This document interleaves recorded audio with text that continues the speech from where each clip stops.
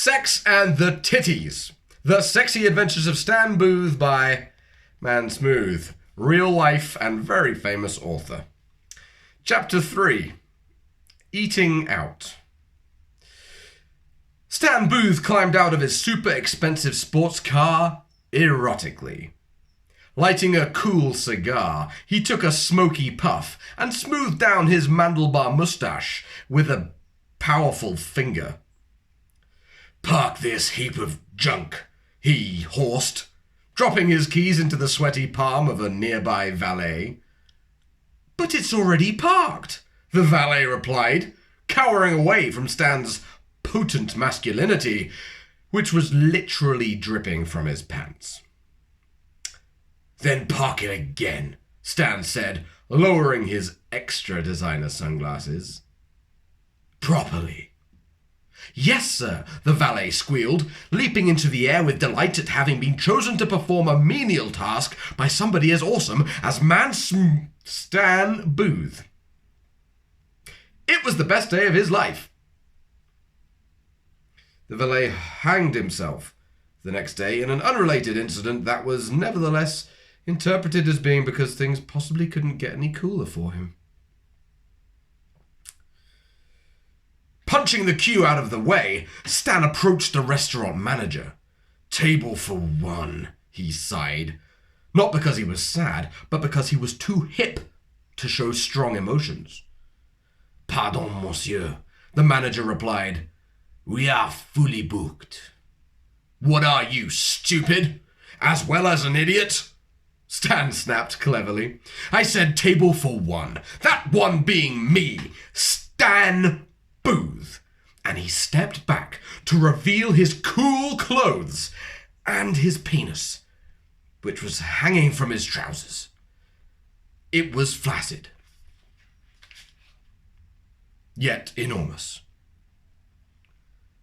"You better make that a table for two," came a voice filled with sexiness. A hot woman slipped her arm around Stan's waist. "Or should we make that three?" she asked, eyeing up his bulging manhood. "My penis is indeed massive and should count as a third person," Stann agreed, clarifying the joke. "But I think you'll find we'll need a table for five."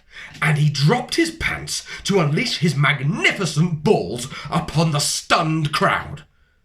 They flopped out like giant testicles, which, indeed, they were. Somewhere an angel died. This may have been related, who knows? "Oh my!" exclaimed Babette. That was the name of the sexy woman.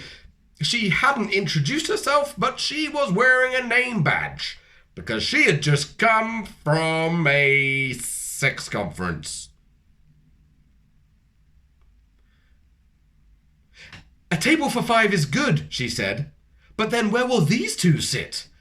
And with one fluid motion, like a sexy river, she lifted her silk top over her head to reveal her huge and pert tits, complete with erect nipples.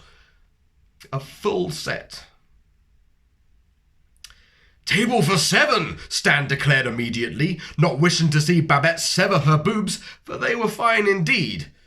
By this point, the restaurant manager was getting frustrated and probably a little jealous. "1, 2, 3, 5, 7, he bawled at Stann. "Who are you, Mr. Fibonacci?" The reassembled queue of guests was both impressed and aroused by the author's expansive knowledge of things like maths and science. Stann also smiled at this clever reference to numbers. "I think you'll find," he said with a wink, "it's pronounced Mr. Fellatio Archie." As the surrounding crowds wept with laughter at the author's wit and ability to weave humour into a fast-moving and erotic plot, the smartest people in the audience immediately ordered all of the author's books. Meanwhile, Stann led Babette into the restaurant and ordered some drinks. "Scotch for me," he demanded. "Oh, and something hot and wet for the lady. Perhaps a café au lait?" "Oh, Stann Boothe," Babette exclaimed. "You are so funny and sexy. I will certainly never forget your name, or this magical evening. Order my food for me as well." Turning to the waiter, Stann draped his penis over the table and gave him a crafty wink. "As you can see, the lady will be having the sausage."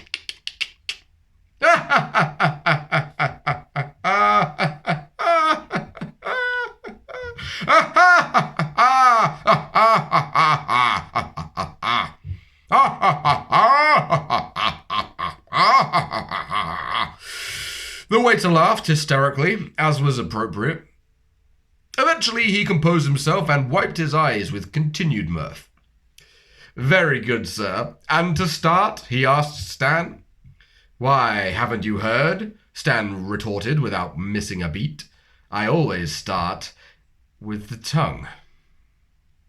Pouncingly, Stann spread Babette over the table and snapped off her complex array of lingerie with a practiced flurry of his machete. Then he set about a meal of tarte aux vagines and other such hilariously named items from the impressive, if somewhat unrealistic menu, which I should probably spend some time editing when I've sobered up.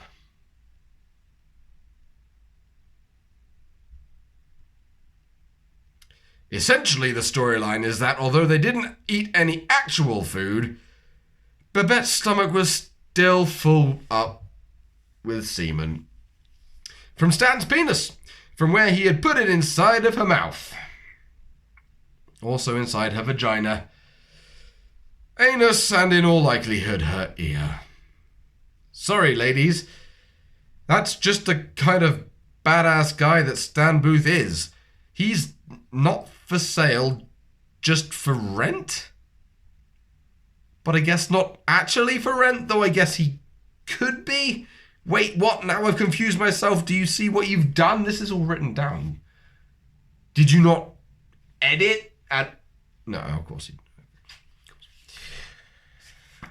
Okay, we're nearly done. Anyway, when Stann had taken his fill and given Babette a filling, Stann was also a qualified dentist, but that's irrelevant at this point because I'm still referring to him sexing her with his penis. He tucked away his Coccosaurus Rex, and he zipped up his trousers. "I think I'll take dessert to go," he said, turning smoothly on his heel and walking off. "Wait!" cried Babette, trying to walk but realizing her legs were incapacitated from 100 orgasms.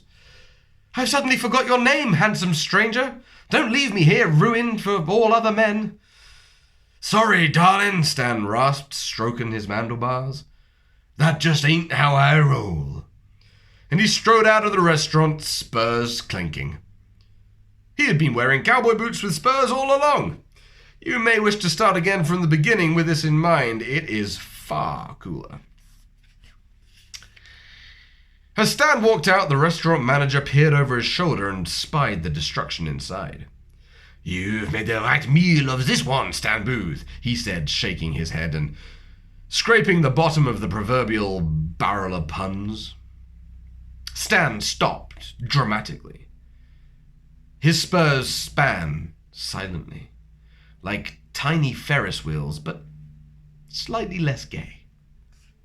"Son," he said, exhaling a cloud of smoke around the manager's face for effect.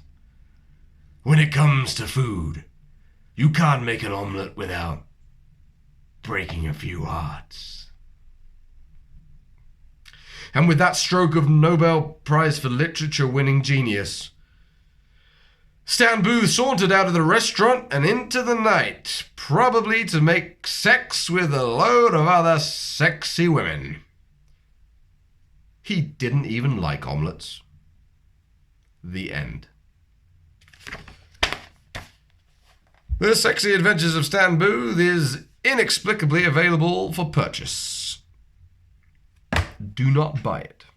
Please do not buy it.